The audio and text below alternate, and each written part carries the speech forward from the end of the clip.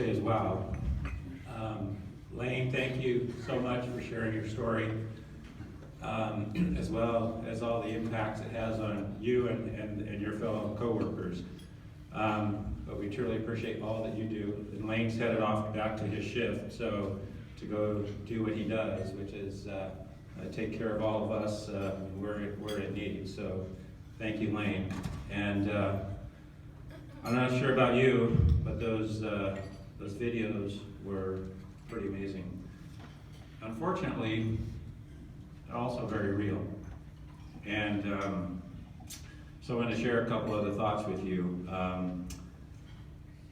My role today in this segment is to really share a short story with you, and then make a special request of all of you this morning. Some have asked me over the years, why have I been so involved with the WCA? For me, it really goes back almost 10 years ago, when I was sitting in chairs just like you are this morning, sitting at a breakfast just like this. I was not sure what that breakfast was all about. I was asked by a colleague to attend, and I didn't really know what the WCA was about at the time. But after listening to presenters, it connected with me immediately. And why, you might ask?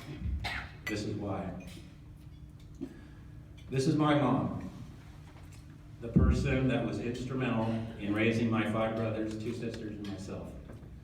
When I attended my first breakfast, the images and emotions of some of my early childhood came rushing back to me.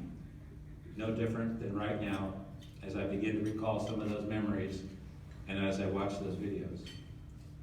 I grew up in what might be considered a pretty normal family from the outside looking in, kind of like what Lane said. However, what was not seen by the outside was the fact that my father was an alcoholic, who, when he had a few too many, was a pretty mean drunk. While he generally did not take things out on us kids, my mother served as a buffer between us and our dad after he had a few too many. An image that continues to haunt me is an evening over 40 years ago. I remember like it was yesterday. It was a Saturday night, and my dad had been drinking. My older brother and I were in the kitchen with our mom and dad. Something was said that triggered an argument between my parents. Before I knew it, my dad had shoved my mom against the kitchen counter. She caught the sharp edge of the counter corner in the middle of her back, and she crumbled to the floor in pain. Instinctively, my brother and I jumped my dad and took him to the ground. This is nothing an 11 or 12-year-old should ever have to witness. While no life-threatening injuries were sustained that evening, an image was burned in my mind that I've never forgotten. My mother did not think she had anywhere to turn. There was not a WCA at the time that she could reach out to. She felt as if she was trapped in a relationship with 8 kids to take care of. She endured the abuse for some time after, but eventually she got courage enough to divorce my dad.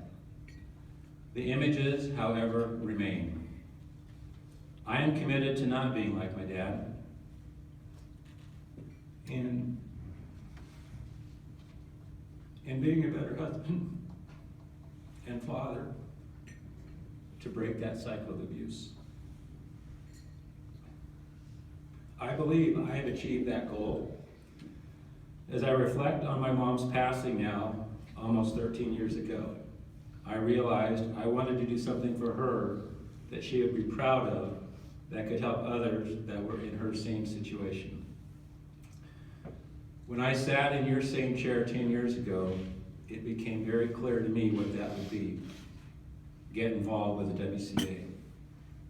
I figured if I could help one person, one family, get help or out of a bad relationship,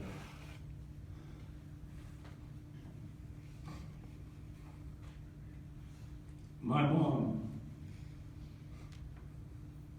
would be wearing that beautiful smile of hers again and looking down with pride, knowing that I'm part of an organization where dreams are launched. Since that time, my beautiful wife Lori, who's right down here, our kids, and I have supported the mission and programs of the WCA. And I now serve on the board of directors and have the fortunate opportunity to be the board president for the last 2 years, working with a truly outstanding group of people. So enough about my story. What I'd like to do is change now and talk all about you.